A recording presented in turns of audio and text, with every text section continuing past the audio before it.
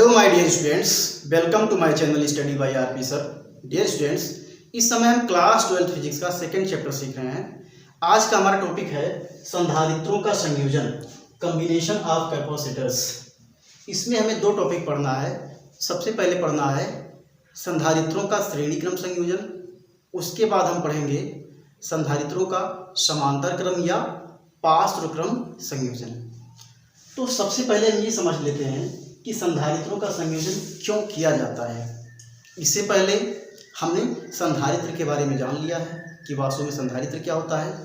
संधारित्र एक ऐसी डिवाइस होती है जिसमें आवेश के मान को नियत रखकर विभव के मान को घटाया जाता है, जिससे धारिता बढ़ जाती है। धारिता क्या चीज़ होती है? किसी चालक की या किसी डिवाइस के आवेश को धारण करने की क्षमता को उसकी धारिता कहते हैं। अब संधारित्र कैसे बनता है? संधारित्र धातु की दो प्लेटों से मिलकर बनता है। संधारित्र में दो प्लेट होती हैं। जैसे मान लेते हैं, हम समझते हैं कि संधारित्र का संयोजन क्यों किया जाता है। तो जैसे मान लेते हैं कि हमारे पास दो संधारित्र हैं। एक संधारित्र है C1 जिसकी धारिता है 2 फैराड। संधारित्र के पहले प्लेट पर, एक प्लेट पर प्लस चार्ज होता है, दूसरे पर माइनस चार्ज होता है। एक दूसरा संधारित्र है जिसकी धारिता है, ये भी 2 फैराड है।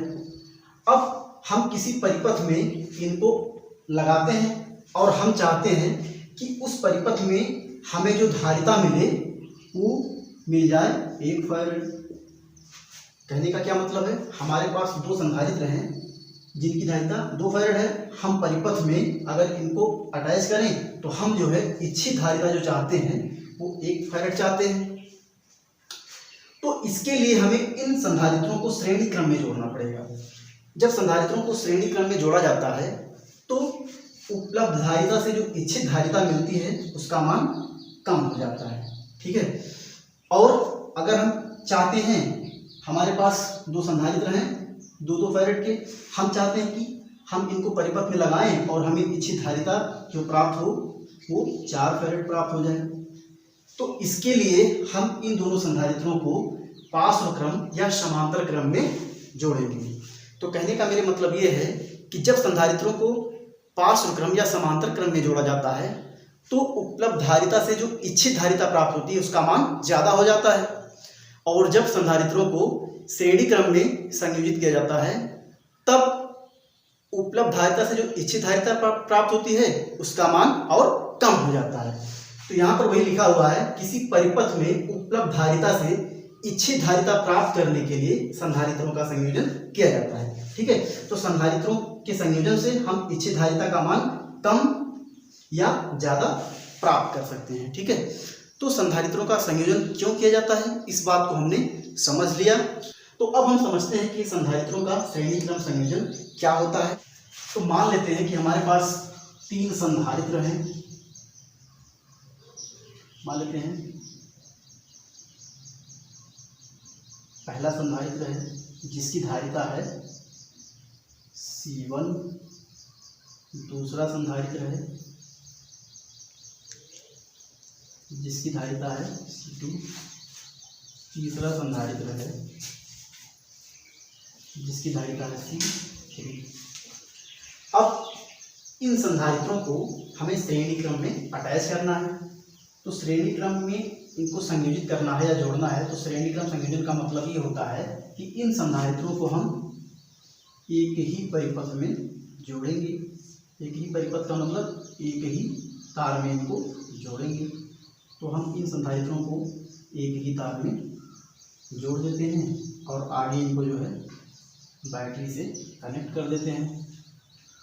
तो आगे नीचे ला करके हमने इसको क्या किया, एक बैटरी से कनेक्ट कर दिया। मान लेते हैं बैटरी का प्लस टर्मिनल है और एक माइनस टर्मिनल है। तो अब मान लेते हैं कि यहाँ से Q आवेश चलता है, तो यही Q आवेश ऐसे जाएगा और पूरे परिपथ में घूमेगा। क्योंकि रास्ता एक ही है तो रास्ता बदल नहीं रहा, तो पूरा Q आवेश यही पूरे परिपथ में घूमेगा। तो चूंकि जो पहला संधारित्र है C1, तो संधारित्र में दो प्लेटें होती हैं। पहले संधारित्र की ये पहली प्लेट है और ये दूसरी प्लेट, दूसरे संधारित्र की ये पहली प्लेट है और ये दूसरी प्लेट, तीसरे संधारित्र की ये पहली प्लेट है और ये दूसरी प्लेट। तो मान लेते हैं कि इसमें आप समझो जो पहला संधारित्र है उसकी ये जो प्लेट है वो प्लस टर्मिनल से जुड़ी है, तो इस पर प्लस क्यू चार्ज आएगा, और दूसरी प्लेट माइनस टर्मिनल से जुड़ी है तो इस पर माइनस क्यू चार्ज आएगा। इसी प्रकार इस पर भी प्लस क्यू चार्ज और इस पर माइनस क्यू चार्ज आएगा, इस पर प्लस क्यू और इस पर माइनस क्यू चार्ज आएगा, क्योंकि यही क्यू आवेश पूरे सभी संधारित्रों से होकर के गुजरेगा। तो एक पर जितना प्लस आएगा पहले प्लेट पर उतना ही दूसरे पर माइनस आएगा। अब यहाँ आप ध्यान रखो तो सभी संधारित्र जो है अलग अलग बिंदुओं के बीच में जुड़े हैं। जो पहला संधारित्र है वो मान लेते हैं ए और बी बिंदु के बीच में जुड़ा हुआ है, दूसरा संधारित्र बी और सी बिंदु के बीच में जुड़ा हुआ है, तीसरा संधारित्र सी और डी बिंदु के बीच में जुड़ा हुआ है। तो अब समझो हम ये मान लेते हैं कि जो हमारी बैटरी है इस पूरे बैटरी का कुछ ना कुछ विभवांतर होता है, तो मान लेते हैं पूरे बैटरी का विभवांतर है V। तो Q आवेश पूरे परिपथ में घूम रहा है, तो आवेश का मान तो बदलेगा नहीं क्योंकि रास्ता नहीं बदल रहा है, एक ही रास्ता है, तो Q आवेश प्लस टर्मिनल से चलेगा और पूरे परिपथ में घूमता हुआ माइनस तक आएगा। लेकिन ये जो संधारित्र है, संधारित्र आप जानते हो दो प्लेटों से, दो धातु प्लेटों से मिलकर बना होता है, एक पर प्लस चार्ज होता है तो दूसरे पर माइनस चार्ज होता है। तो पहला संधारित्र जो है जिसकी धारिता C1 है, तो ये संधारित्र बिंदु A और B के बीच में अटैच है, लेकिन दूसरा संधारित्र B और C बिंदु के बीच में जुड़ा हुआ है, और तीसरा संधारित्र C और D बिंदु के बीच में जुड़ा हुआ है। तो ये संधारित्र अलग अलग बिंदुओं के बीच में जुड़े हैं, तो इनका विभवांतर भी अलग अलग होगा। क्यों? क्योंकि विभवांतर क्या होता है, एकांक आवेश को एक बिंदु से दूसरे बिंदु तक ले जाने में किया गया कार्य विभवांतर होता है। तो अब A से B तक ले जाने में किया गया कार्य कुछ और होगा, B से C तक ले जाने में किया गया कार्य कुछ और होगा, C से D तक ले जाने में किया गया कार्य कुछ और होगा। क्यों? क्योंकि बिंदु अलग अलग हैं, तो आवेश को उनके बीच में ले जाने में किया गया कार्य भी अलग अलग होगा। तो और एकांक आवेश को एक बिंदु से दूसरे बिंदु तक ले जाने में किया गया कार्य विभवांतर होता है। इसका मतलब ये है कि अलग अलग बिंदुओं के बीच में विभवांतर भी अलग अलग होगा। तो मान लेते हैं AB के बीच में जो विभवांतर है वो V1 है, और BC के बीच में कुछ और होगा तो इसको V2 मान लेते हैं, और CD के बीच में कुछ और होगा तो इसको मान लेते हैं V3। समझो बात को, ये है पहला संधारित्र और यह है दूसरा संधारित्र, यह है तीसरा संधारित्र। ये पहले संधारित्र की पहली प्लेट है और ये दूसरी प्लेट, ये दूसरे संधारित्र की ये पहली प्लेट है और ये दूसरी प्लेट है, तीसरे संधारित्र की ये पहली प्लेट और ये दूसरी प्लेट है। तो कहते हैं संधारित्रों का ऐसा संयोजन जिसमें पहले संधारित्र की दूसरी प्लेट को दूसरे संधारित्र के पहले प्लेट के साथ जोड़ा जाए, और दूसरे संधारित्र की दूसरी प्लेट को तीसरे संधारित्र के पहले प्लेट के साथ जोड़ा जाए, और आगे भी यही क्रम जारी रखा जाए, तब संधारित्रों का ये संयोजन श्रेणी क्रम संयोजन कहलाता है। अब संधारित्रों को अगर हमने श्रेणी क्रम में जोड़ा है तो आपको ये ध्यान रखना है कि इसमें आवेश का मान नियत रहेगा। क्यों? क्योंकि रास्ता एक ही है, ठीक है। तो Q आवेश अगर प्लस टर्मिनल से चला तो पूरे परिपथ में घूमता हुआ माइनस तक पूरा Q आवेश आएगा। लेकिन संधारित्रों को हमने अलग अलग बिंदुओं के बीच में जोड़ा है, तो बिंदु बदलेगा तो विभवांतर अलग अलग हो जाएगा, क्योंकि विभवांतर एकांक आवेश को एक बिंदु से दूसरे बिंदु तक ले जाने में किया गया कार्य होता है। तो हम यहाँ पर बिंदु अलग अलग है तो विभवांतर अलग अलग होगा। इतनी बात आप समझ चुके होंगे। अब आगे वास्तव में इसमें हमें करना क्या है, हमें जब हमने संधारित्रों को श्रेणी क्रम में जोड़ा है तो उनसे जो तुल्य धारिता मिलेगी या परिणामी धारिता मिलेगी उसकी गणना हमको करनी है। तो एक लाइन लिख लेते हैं और छोटा सा डेरिवेशन है, इसको हम कर लेते हैं। आपके बोर्ड एग्जाम में बार बार पूछा जाता है, बहुत ही आसान है, आप इसको समझ जाओगे। तो देखो हम कह सकते हैं, माना 3 संधारित्र, आपको इसमें कुछ रटना नहीं है, हमने इसको फिगर बना लिया। 3 संधारित्र से हमने उनको एक बैटरी से एक ही परिपथ में जोड़ दिया, हमारा संधारित्रों का श्रेणी का संयोजन तैयार हो गया। अब जो हमने इसमें यहाँ पर फिगर में किया है उसी चीज़ को 1-2 लाइन लिख देते हैं, उसके बाद अपना डेरिवेशन कर लेते हैं। तो कुछ भी इसमें जो है रटना नहीं है, आपको बस केवल समझना है। तो हमने क्या किया, हम लिख लेते हैं कि माना 3 संधारित्र, पहला C1 C2 C3 है, तो C1 C2 व C3, एक मिनट यहाँ पर हम लिख लेते हैं, जिनकी धारिता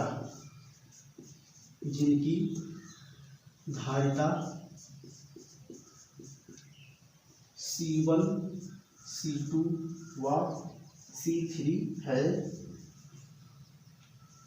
श्रेणी क्रम में जोड़े गए हैं,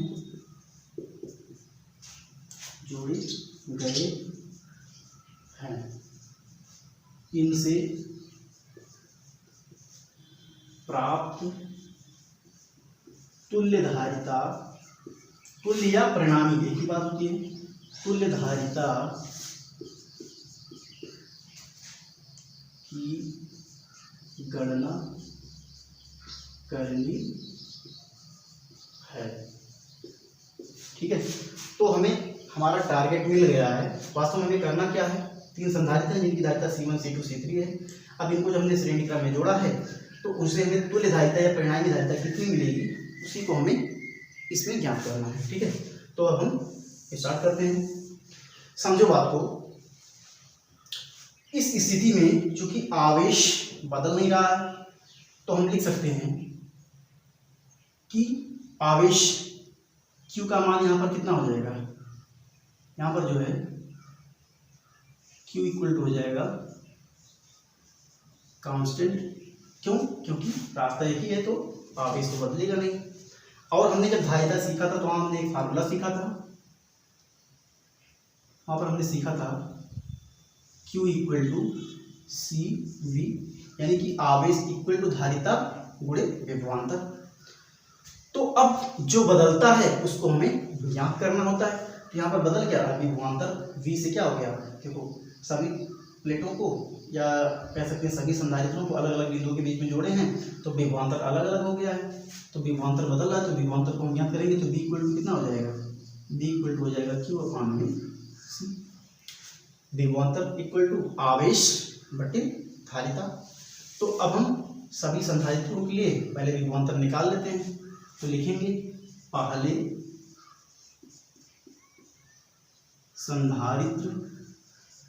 संधारित्र के लिए, तो अगर हम पहले संधारित्र के लिए कहेंगे तो पहले संधारित्र का विभवांतर कितना है, V1 है।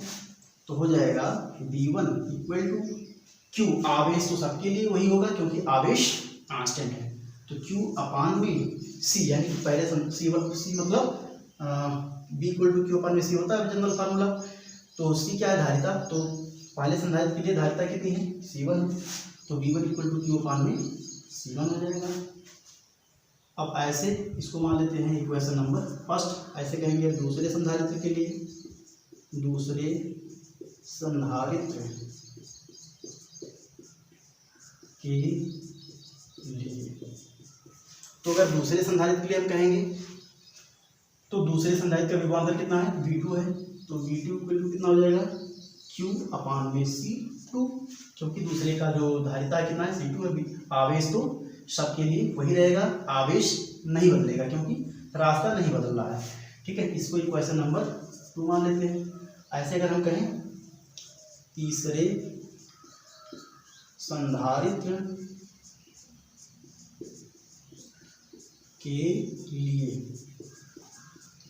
तो अगर तीसरे संधारित्र के लिए कहेंगे तो तीसरे संधारित्र का विभवांतर कितना है, V3 है। तो V3 इक्वल टू कितना हो जाएगा, Q/C3, इक्वेशन नंबर 3।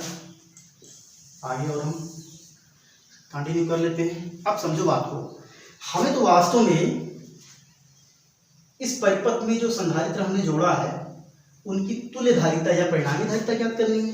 तो अगर हम कहें यदि तुल्य धारिता, ऐसी को परिणामी धारिता भी बोलते हैं, तुल्य धारिता C और कुल आवेश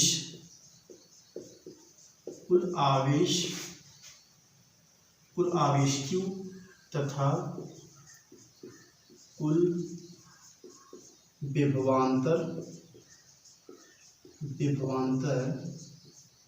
V हो, कुल विभवांतर V हो, तब क्या होगा, तब विभवांतर V का मान कितना हो जाएगा। तो चूंकि V का मान होता है Q इक्वल टू सी भी होता है, तो यहाँ पर V इक्वल टू हम लिख सकते हैं, अगर कुल धारिता C है तो V इक्वल टू हो जाएगा Q अपान में C हो जाएगा। ठीक है, इस फार्मूले से ही, जनरल फार्मूले से हम इतना लिख सकते हैं। तो अगर कुल धारिता हमने C माना तो कुल विभवांतर निकालेंगे तो V इक्वल टू Q अपान में C होगा। इसको मान लेते हैं इक्वेशन नंबर 4। अब आप समझो ये जो परिपथ बन रहा है, यहाँ पर आप ध्यान से देखो तो आवेश का मान तो नियत है, क्योंकि रास्ता वही है, रास्ता बदल नहीं रहा है, परिपथ एक ही परिपथ में सभी को जोड़ा गया है, लेकिन विभवांतर अलग अलग है। तो जो बैटरी का विभवांतर पूरा V है, यही जो है 3 भागों में बंट गया है, V1, V2 और V3 में, क्योंकि हमने संधारित्रों को अलग अलग बिंदुओं के बीच में जोड़ा है, तो विभवांतर सबका अलग अलग हो गया है। तो परिपथ से हमें दिख रहा है, हम परिपथ से लिख सकते हैं, परिपथ से आप ध्यान से देखो तो हो जाएगा V equal to V1 plus V2 plus V3, तो लिख सकते हैं V equal to V1 plus V2 plus V3। ठीक है, अब हमने V का मान भी ज्ञात कर लिया है, V1 का भी मान ज्ञात कर लिया है, V2 का मान भी ज्ञात कर लिया है, V3 का मान भी ज्ञात कर लिया है। तो सभी वैल्यूज को हम यहाँ पर पुट कर देते हैं। ठीक है, इसको मान लेते हैं क्वेश्चन नंबर 5 कर लो। ठीक है, तो आप लिखना चाहो तो लिख लो, लाइन समीकरण 5 में सभी का मान रखने पर तो V का मान कितना है, V का मान है Q अपान में C, तो लिख लेते हैं Q अपान में C हो जाएगा, इक्वल टू V1 का मान कितना है, Q अपान में C1, तो Q अपान में C1, और V2 का मान Q अपान में C2, तो प्लस लगाएंगे और Q अपान में C2 हो गया, प्लस V3 का मान कितना है, Q अपान में C3, तो Q अपान में C3 हो गया। ठीक है, इतनी बातें हो गई। अब थोड़ा सा इसमें रह गया है तो उसको हम जो है कंटिन्यू इधर कर देते हैं।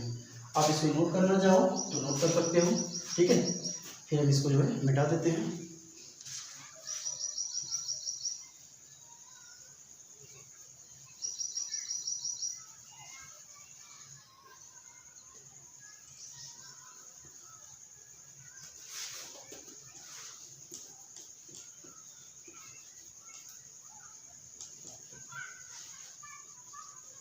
अब आप समझो बात को, यहाँ से कंटिन्यू आगे इधर कर देते हैं। ठीक है, तो देखो ये लिखा हुआ है Q अपान में C इक्वल टू, देखो इसमें जो है 3 टर्म है, सभी में Q कॉमन है, तो Q को हम कॉमन ले लेते हैं। तो Q को कॉमन ले लेंगे तो हो जाएगा 1 upon C1 plus 1 upon C2 plus 1 upon C3। ठीक है, Q बाहर निकल गया तो ये इतना हो जाएगा। अब आप समझो Q से Q कैंसिल हो जाएगा, तो हो जाएगा 1 upon C equal to 1 upon C1 plus 1 upon C2 plus 1 upon C3। तो ये हमें संधारित्रों के श्रेणी क्रम संयोजन की तुल्य धारिता का फार्मूला प्राप्त हो गया। हमें इस डेरिवेशन में इतना ही करना था। अब आप समझो यहाँ से हमें क्या पता चलता है कि जब हम संधारित्रों को श्रेणी क्रम में जोड़ते हैं तो जो हमें C क्या है, तुल्य धारिता या परिणामी धारिता है। तो जो तुल्य धारिता प्राप्त होती है तो हम कह सकते हैं कि संधारित्रों के श्रेणी क्रम संयोजन में तुल्य धारिता का उल्टा देखो 1/C है, यानी कि तुल्य धारिता के व्युत्क्रम सभी धारिताओं के व्युत्क्रम के योग के बराबर होता है। ठीक है,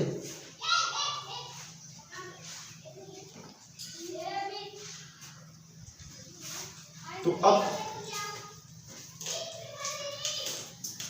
आगे समझो आपको।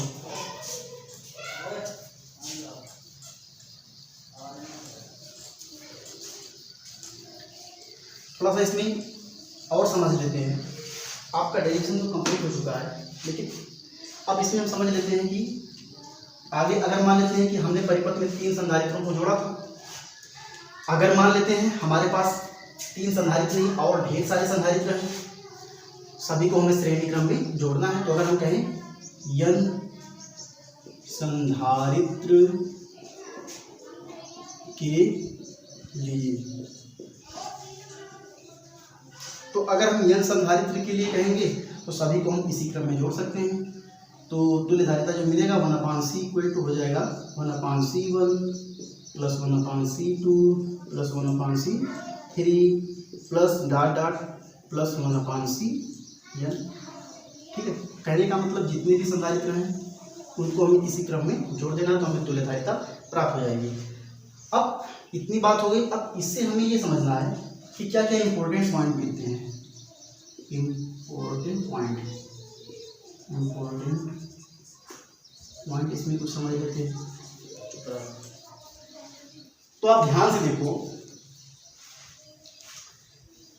तो कहते हैं कि जब संधारित्रों को श्रेणी क्रम में जोड़ा जाता है तो पहली बात कह सकते हैं कि यदि संधारित्रों का संयोजन श्रेणी क्रम में किया जाता है तो आवेश का मान नियत रहता है, क्योंकि रास्ता नहीं बदलता है। तो आप इस बात को लिख सकते हो कि संधारित्रों के श्रेणी क्रम संयोजन में आवेश का मान नियत रहता है। दूसरी बात आप क्या लिख सकते हो, दूसरी बात आप लिख सकते हो कि संधारित्रों के श्रेणी क्रम संयोजन में तुल्य धारिता का व्युत्क्रम सभी धारिताओं के व्युत्क्रम के योग के बराबर होता है।